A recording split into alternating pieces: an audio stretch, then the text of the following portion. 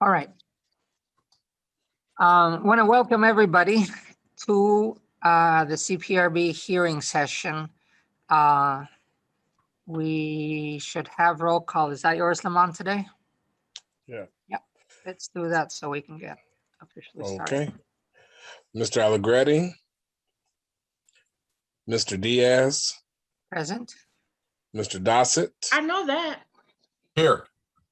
Ms. Kendall, Here. Mr. Rice, here. Thank you. Looks like we have enough members of the board to have a quorum, and we have the other elements. Today's session is, so let me share the agenda. Today's session is a special meeting because we have been having one regular meeting a month. That's towards the end of the month. And this is a special meeting in that it's a hearing. So a good portion of the meeting, as you can see in the agenda, is managed as a closed session because we will be handling the following complaints that you see on screen. So we will have, I guess it's required, but I just think it's good. We'll have public input next, and then from there we'll come back to keep only the relevant parties in another room. So for right now, I think, let me switch over. It's always a pain to do. So I'm going to stop the share so that I can come back. Kate just dropped the link to the gave us the link to the closed session, Ricardo. Okay. So Good. in your We have several members of the public. So if you're in the public attending and you'd like to speak, this is a good moment to raise your hands so that I can see on the screen and give you a chance to talk.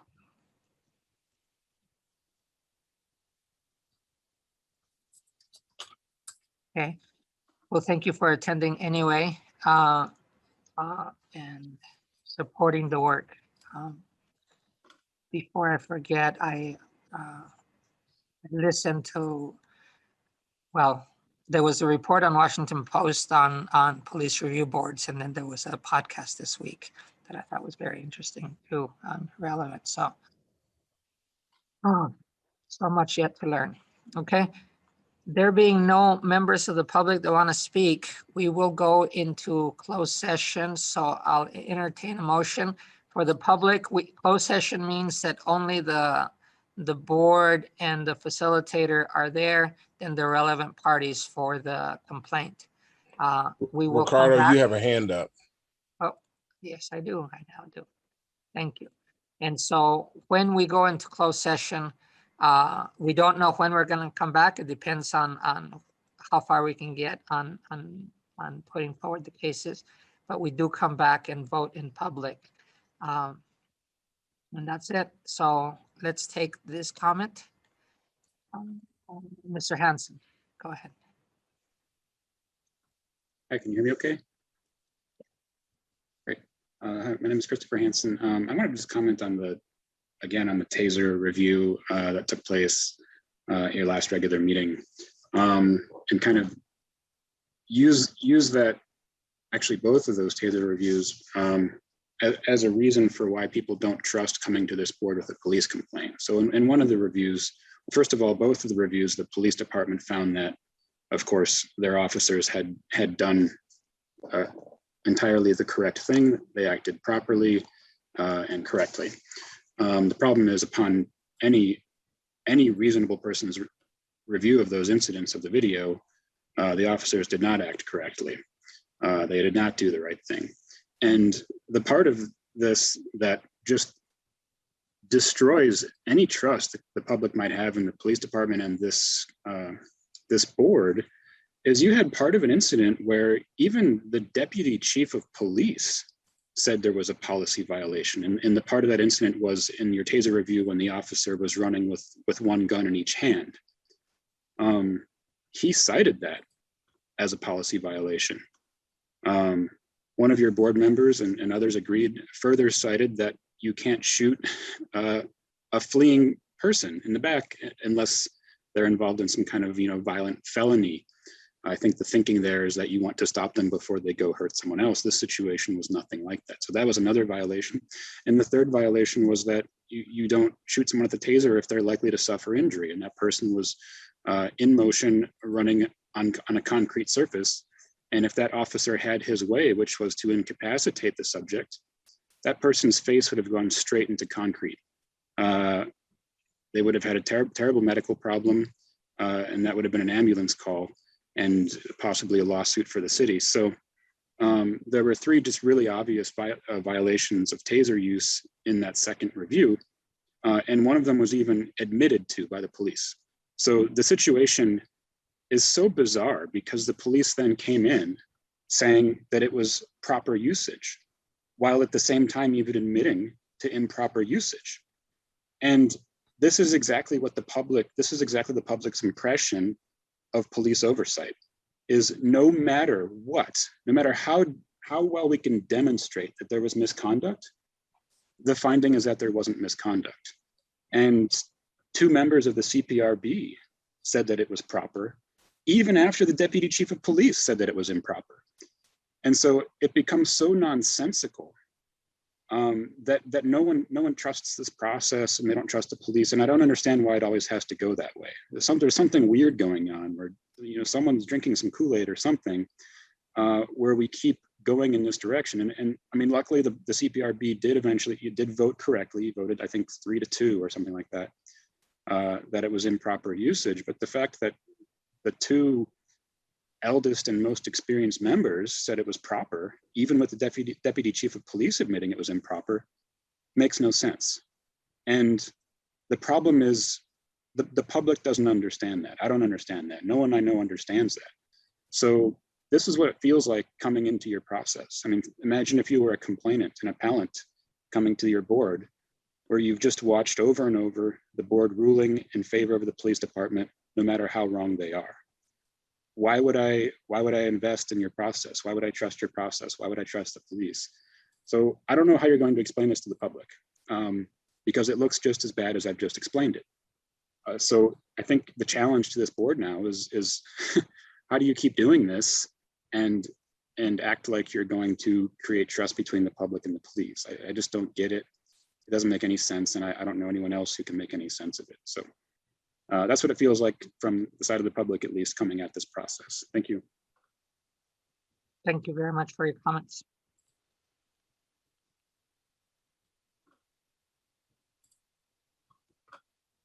Okay. There being no other members of the public that want to speak, I'll take a motion to flow into closed session. So moved. Thank you, Scott. Need a second from another board member. I'll second. Thank you, Tony Rice. And so let's have a vote.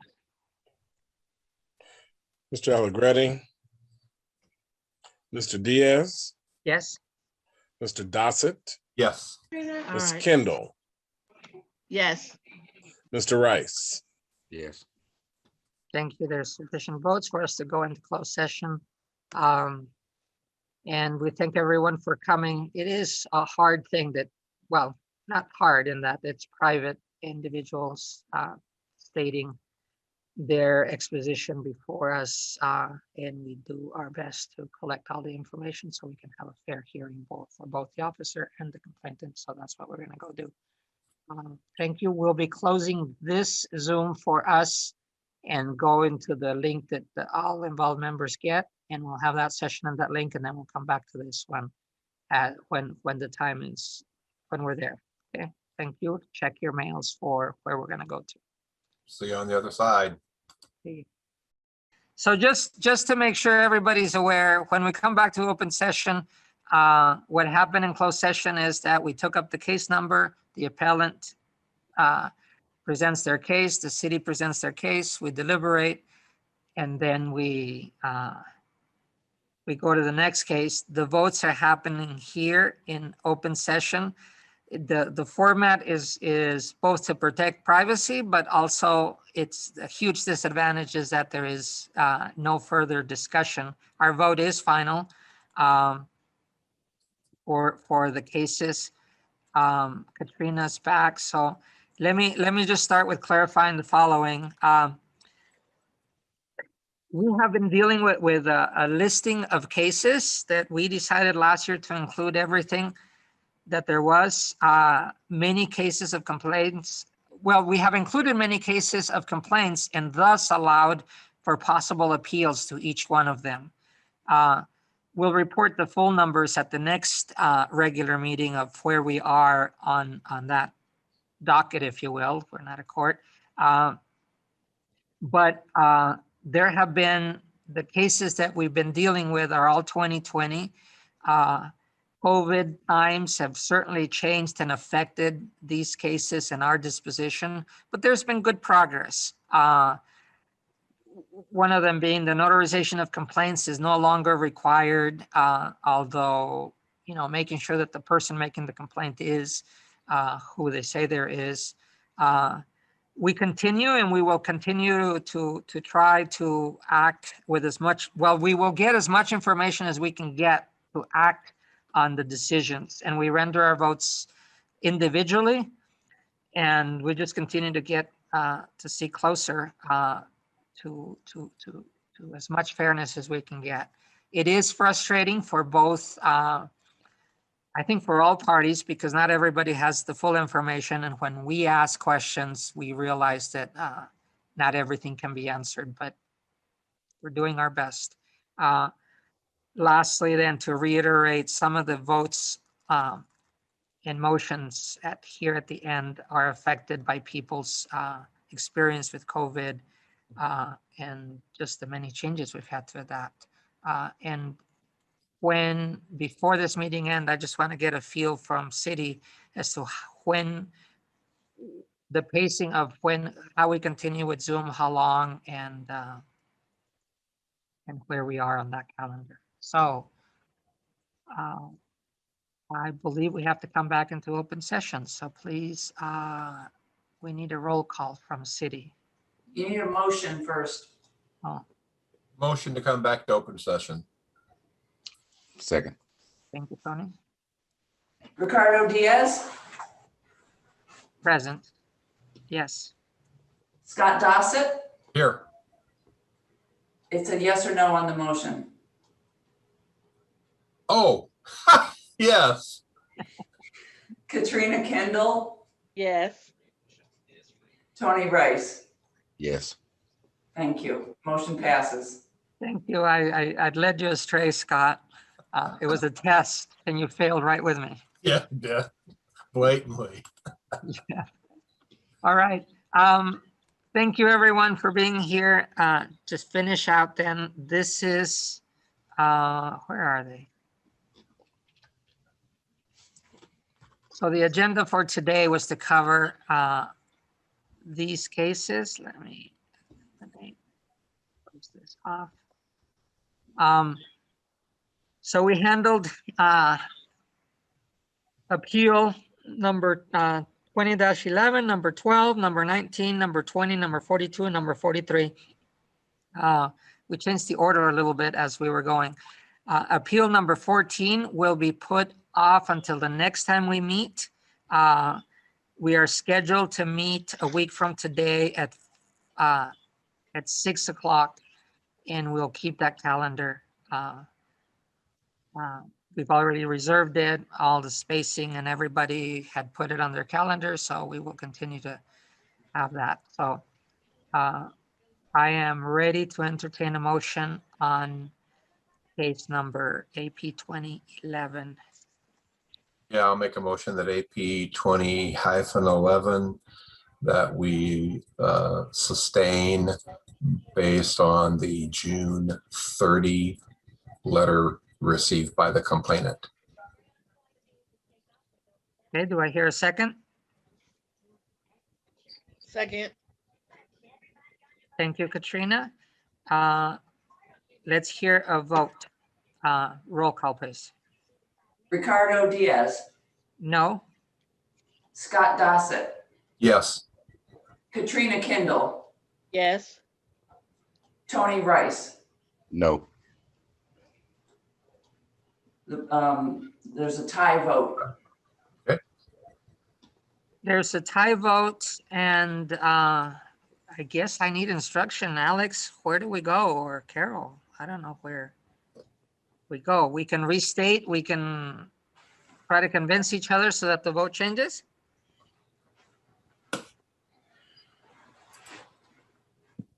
Sorry, just finding the unmute button there. Yeah, I mean, the motion hasn't passed.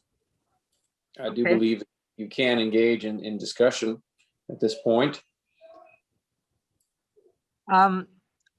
Yes, we should. The alternative is to put another motion forward and see if that one passes, but it is unlikely given the situation. But I do ask in any discussion that we, one, be careful with the privacy of in the case and the people involved, and we know enough about each other that we can, I think, refer to things. Does anybody want to make a statement on 11 or put forward another motion?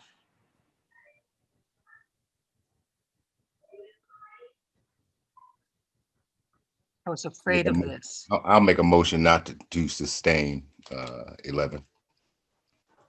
Okay.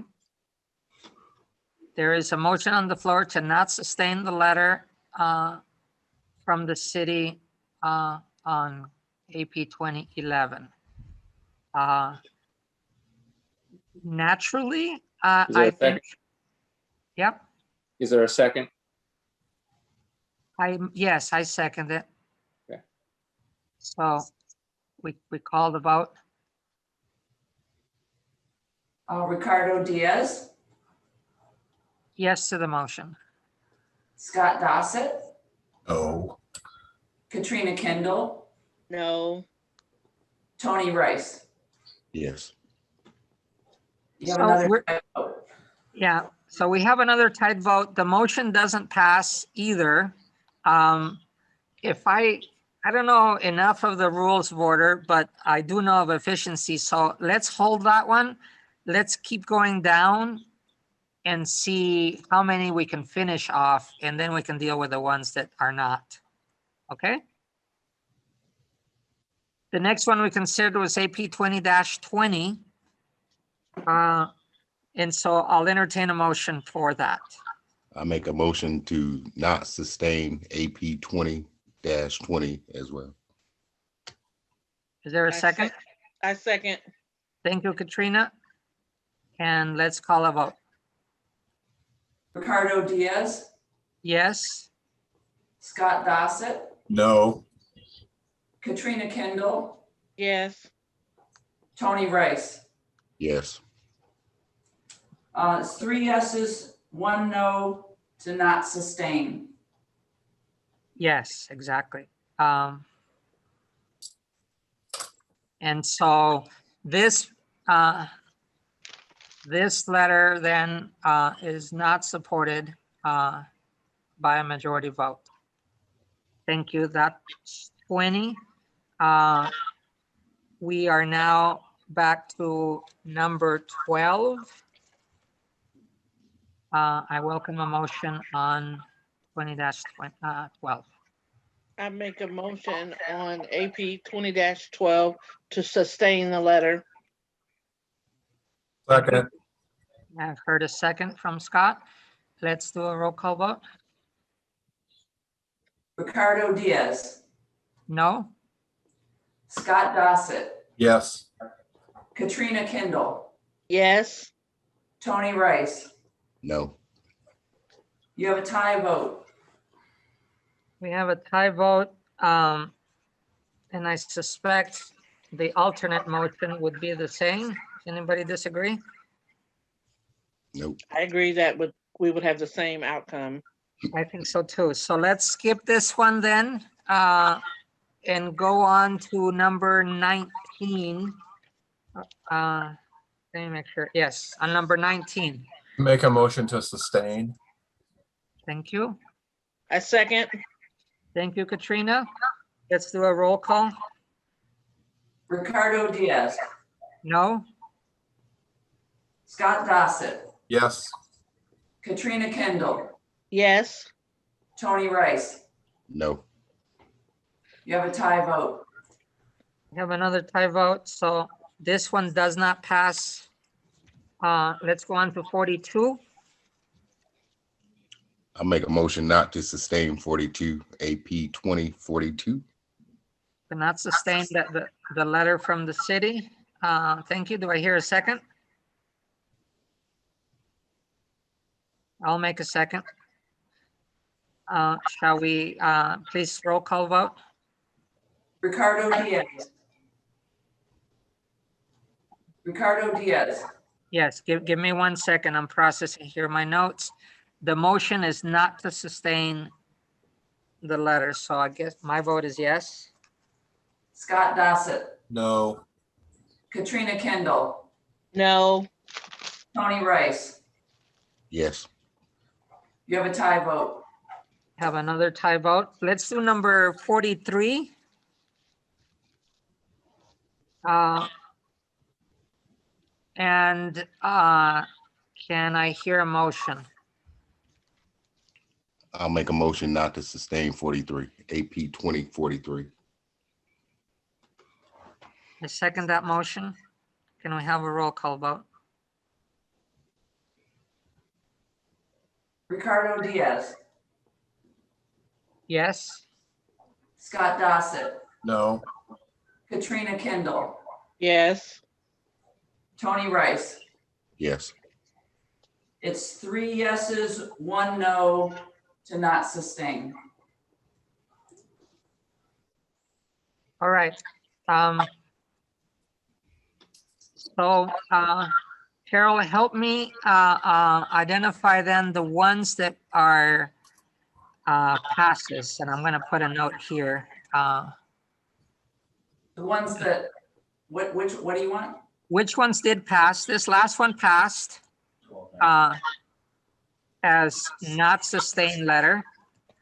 The two that passed were AP 2020 was a vote not to sustain, and AP 2043 was a vote not to sustain, and everything else that you voted on was a tie.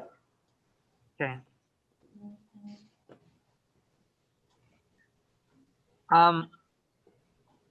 Did not anticipate this at all, although I knew we discussed quite a bit of the issues related. For public, for the public to understand, these cases are all related. Related in that there are some circumstances. These are all from 2020. They all happened during COVID times in which we were still, we know, everybody was trying to figure out. I think it's safe to say that several of these also are deal with the requirement for notarization of complaints and dates that impinged. To make it clear for the public, when somebody submits a complaint today, they still have to prove who they are, but the complaint does not have to be notarized. This board went back and forth until we came to the conclusion, and the form has been changed to reflect that decision.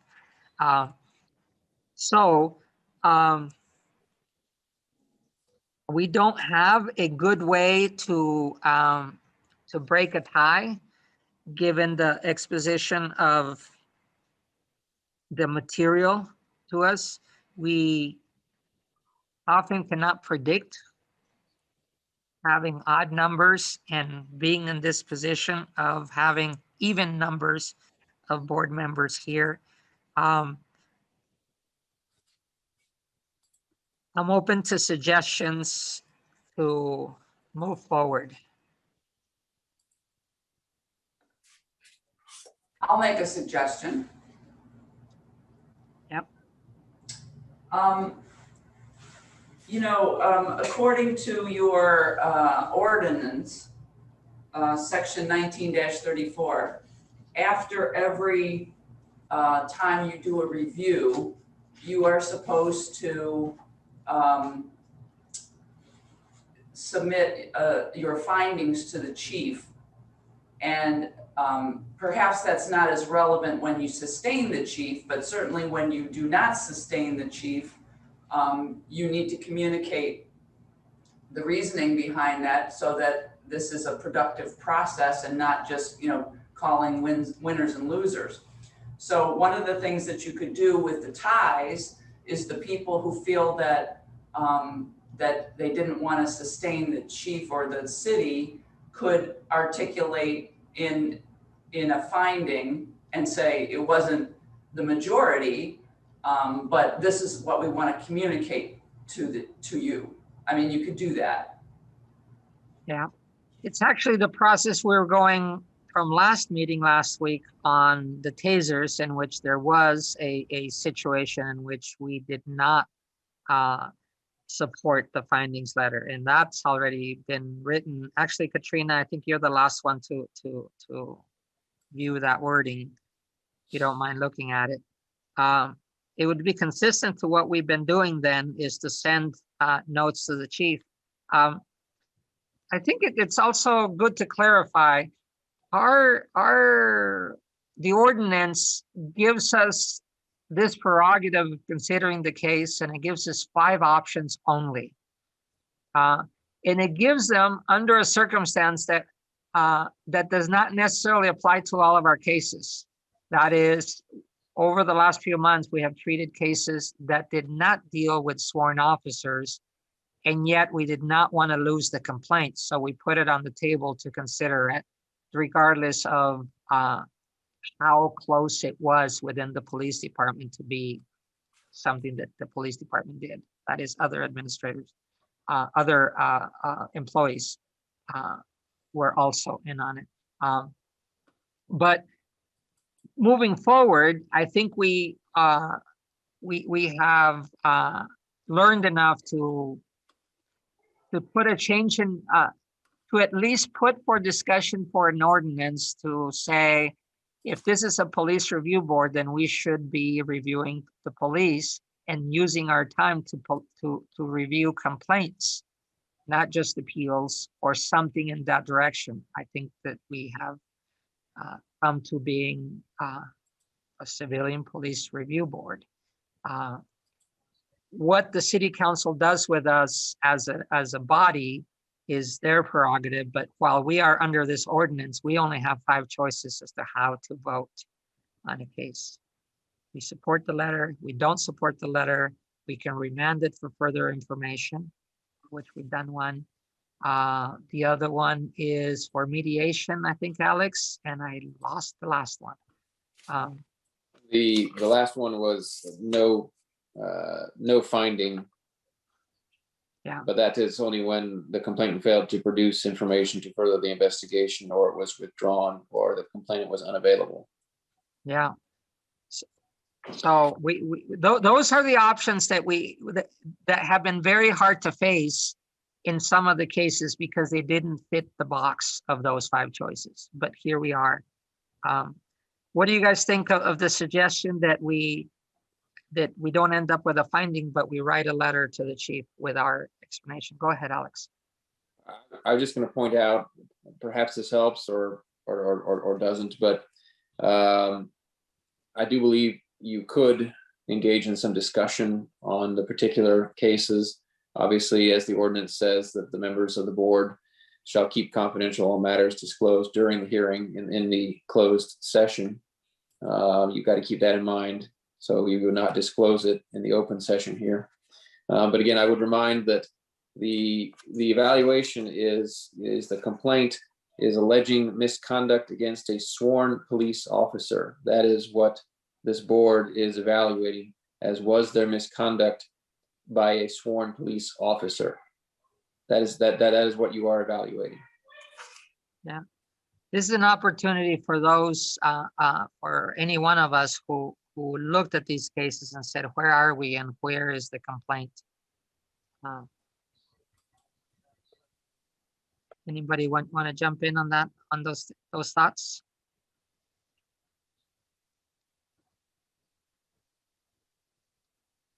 I think I do, because I don't think that the complaints were formally, I mean,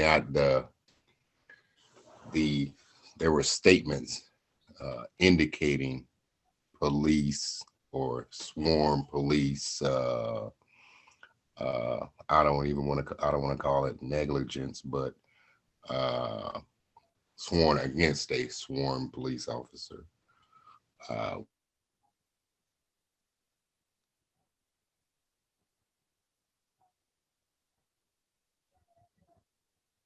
I'm missing your audio, Tony. No, he froze. No, you're back, but we can't hear you, Tony. Directed at an officer, but the content suggests different.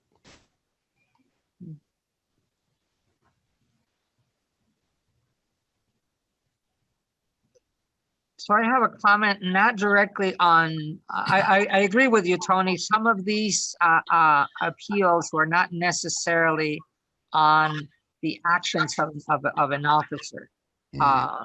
There were procedures or decisions made along the line, but the sworn officers may or may not have participated. Mhm. There's another issue that was a thread in these that kept coming up to me, and that is this.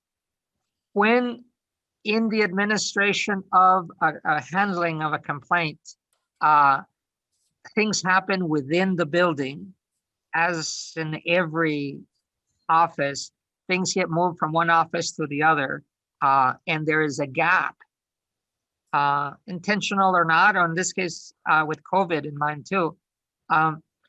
I didn't find that we had a good procedure to communicate with the resident of what's happening. How is a person who files a complaint supposed to know what's happening along the way if they only, if the ordinance only requires there's communication with them at certain points? One of the related issues here was that last year, everybody closed. So the city went into a mode of receiving email complaints, which as far as I know had never been done. And so which rule do you follow when it's never been done and you don't have anything written to explicitly say how things are going to be handled? So that I feel just got mixed into this same pot. I have one more, but I want to hear you guys' thoughts.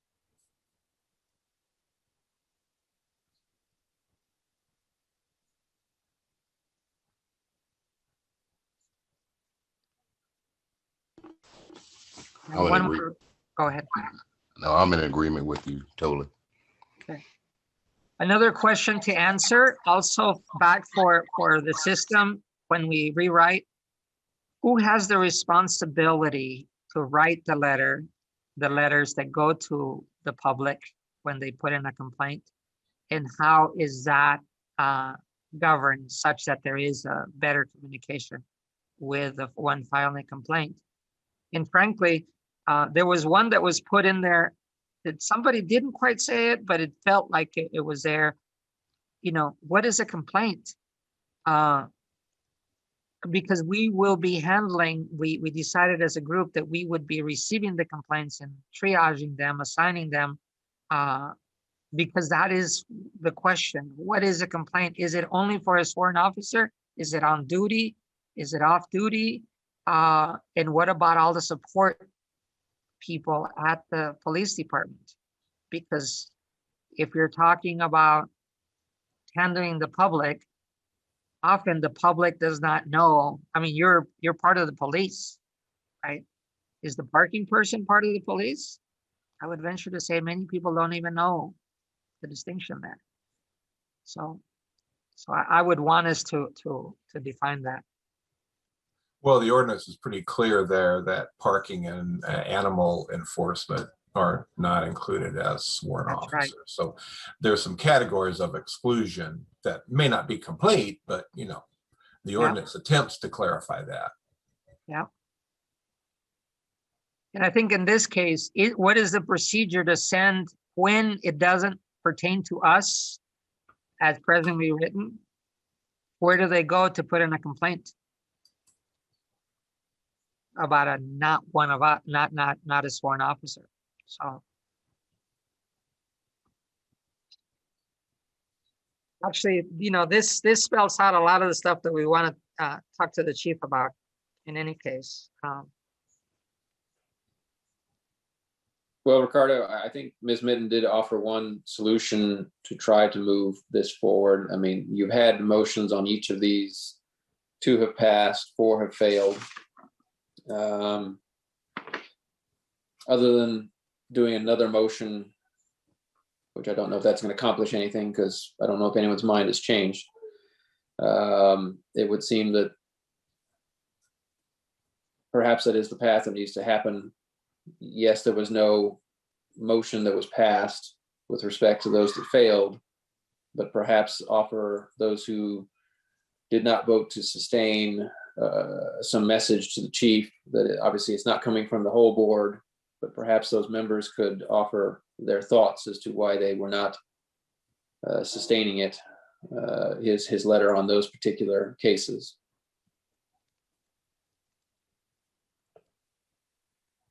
I'm not uncomfortable with that, in that sending something and put it in writing is a good thing because it forces us to spell things out. One of my thoughts of this is structural.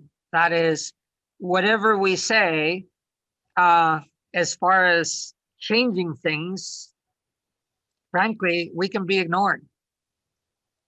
We don't have an authority to discipline. We don't have an authority to penalize. We do not have even an option to say discipline somebody. That's not a suggestion that we have within our present. And therefore, to go through the trouble of explaining further and going through the fine craft of writing is a good exercise for the benefit of summarizing what we're doing and what we think. But where it goes from there, we don't have a clear way to say resolution. Now, as you know, I'm always on the side of dialogue. If it opens up a dialogue on how to make things better, I think that is worth it. That makes the feedback worth it.